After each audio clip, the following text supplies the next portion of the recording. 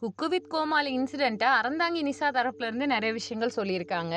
அதாவது பார்த்தீங்கன்னா, மதுரையில போலீஸ் கேஸ் குடுத்துருக்காரு. சென்னையில 2 இடத்துல போலீஸ் கேஸ் கமிஷனர் ஆஃபீஸ் மொதற்கொண்டு குடுத்துருக்காரு இந்த நடிப்பரக்கன் திவாகர். இவர அடிச்சும் பார்த்தாச்சு, அவுத்தும் பார்த்தாச்சுன்ற மாரி தான் போயிட்டுருக்கு. எவ்வளோ பேரு ட்ரால் பண்ணாலும் மதுரை மக்களுடைய பிரதிநிதியா நான் இருக்கேன். நான் வந்து நடிப்பு மெட்டீரியலு. நான் தான் வந்துட்டு அப்படியே கலைத்தாய் இறங்கிட்டாங்க. அது இதுன்னு வாய்க்கு வந்ததை இவர் எப்பயுமே பேசுவாரு. இவர் இப்படிதானே தெரியும். சாதி பெருமை பேசுவாரு. உருவக்கேலி இவர் மத்தவங்கள பண்ணுவாரு. அதை தாண்டி இந்த தராதரம் படிப்பை பத்திலாம் ரொம்ப பேசுவார். இவர் என்ன படிச்சிருக்காருன்னு தெரியல. இவர் காலேஜ் சீனியரே இவரை நிறைய கலாச்சிருக்காரு. 1 to 1 அவரை நேர்ல நான் வேணா பார்க்கட்டுமான்னு. ஆனா தன்னை பத்தி இவர் ரொம்ப பெருமையாவே நினைச்சுக்கிட்டு ரொம்ப நாளா சுத்திக்கிட்டு இருக்காரு. பிக் பாஸ்ல இருக்கும் போதுமே ஒரு கான்ட்ரவர்சியா தான் கான்ட்ரவர்சி குயின்னு சொல்லுவாங்க. இவர் அதுக்கான கிங்குன்னே சொல்லலாம். எந்த அளவுக்கு பண்ண முடியுமோ அந்த அளவுக்கு பண்ணிட்டு வந்துட்டாரு. அது மட்டும் இல்லாம இப்போ நெறைய இஷ்யூஸ்லாம் அவர்னால வந்துட்டே இருக்குன்னு சொல்லலாம். தேவையே இல்லாம இந்த விஜய் டிவி இவர தூக்கிட்டு போனதுக்கு, அவங்களால என்ன முடியுமோ அத பண்ணிட்டாங்க. இப்ப ரீசென்ட்டா பார்த்தீங்கன்னா, உண்மையிலேயே சொல்றேன், அறந்தாங்கி நிஷா அக்கா இருக்காங்க இல்லையா? அவங்க கிட்ட இத பத்தி கேட்டிருப்பாங்க போல.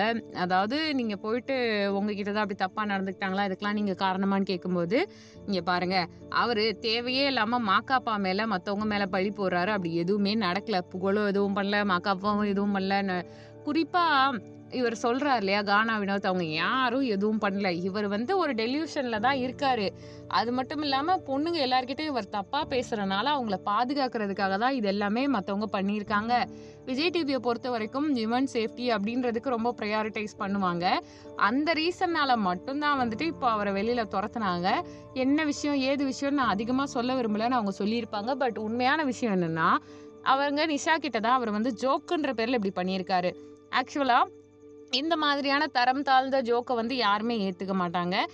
நெறைய பேர் என்ன கமெண்ட் பண்றாங்கன்னா, புகழ் கூட அப்படிதான் பண்ணுவான். எல்லார் கைய புடிச்சு இழுப்பான், ரொமான்ஸ் பண்ணுவான்னா, கல்யாணம் ஆன பொண்ணுங்க கிட்ட அப்படி அவர் பேசுவாரான்னு கேட்டா கிடையாது. புகழ் பண்றது தப்பான்னு கேட்டா அது தப்பு தான். அதுவுமே முகம் சுளிக்கிற மாரி இருக்கு அவர் பேசுறது, அவர் ஜோக் எல்லாமே. அதையும் தாண்டி இப்ப இவர் அதை விட தரம் தாழ்ந்து இப்ப பண்ணிட்டு இருக்க மாரி இருக்கு அந்த நடிப்பு அரக்கன். இன்னொன்னு தொட்ட விஷயத்துக்கு எல்லாத்துக்கும் இவங்க வந்து அப்படிப்பட்டவங்க, அவங்க வந்து இப்படிப்பட்டவங்க, அவங்கள பத்தி எனக்கு தெரியும்னு சொல்லிட்டு மாக்காப்பாவை வந்துட்டு தப்பு தப்பா பேசிட்டு இருக்காரு. இவரை பேசுறனால எதுவும் மாற போறதில்ல. ஏன்னா வந்துட்டு ரொம்ப வருஷமா 18 மணி நேரம் அவரே சொல்றாரு ஒரு இடத்துல. கன்டினியூஸா நிக்கக்கூடிய ஆளு. நான் குடிச்சிட்டு எப்படி தடுமாறிட்டோ அப்படி நிக்கிறேன். நான் ஒழுங்கா தானே நிக்கிறேன். ஃபர்ஸ்ட் வேலை பார்க்குற இடத்துல யாரு குடிப்பா? அப்புறம் எப்படி குடிக்கிறவங்களுக்கு வாய்ப்பு கிடைக்கும்னு யோசிச்சு பாருங்க.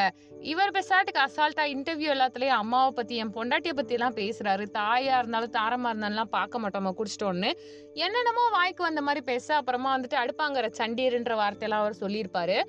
இதெல்லாம் என்ன ஏதுன்னு தெரியல. இவர் எதுக்காக இப்படி பேசுறாருன்னு புரிய மாட்டேங்குது. ஆனா அறந்தாங்கி நிஷா டைரக்டாவே சொல்லிடுறாங்க.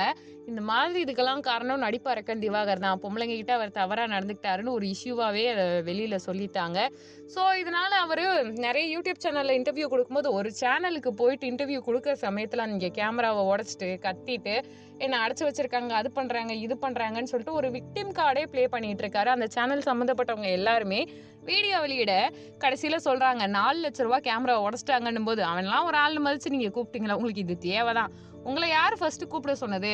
அவன் ஏதோ ஒண்ணு பண்றான். அவன் தான் பைத்தியக்காரன்னு தெரியுது. பைத்தியத்துக்கு மோட்டிவேட் பண்ற மாதிரி உங்களுக்கு கண்டென்ட் கிடைக்கணும்னு இப்ப காசு போச்சா, 4 லட்சம் போச்சான்னு சொல்லிட்டு எல்லாருமே கமெண்ட்ல அந்த சேனலை தான் திட்டுறாங்க. ஏன்னா நடிப்பரக்கன் திவாகர அதுக்கு மேல அவரை என்ன சொல்றதுன்னே யாருக்கும் தெரிய மாட்டேங்குது. ஸோ இதை பத்தி நீங்க என்ன நினைக்கிறீங்கன்றத கமெண்ட் பண்ணுங்க. நம்ம சேனலை லைக் பண்ணுங்க, ஷேர் பண்ணுங்க, சப்ஸ்கிரைப் பண்ணுங்க.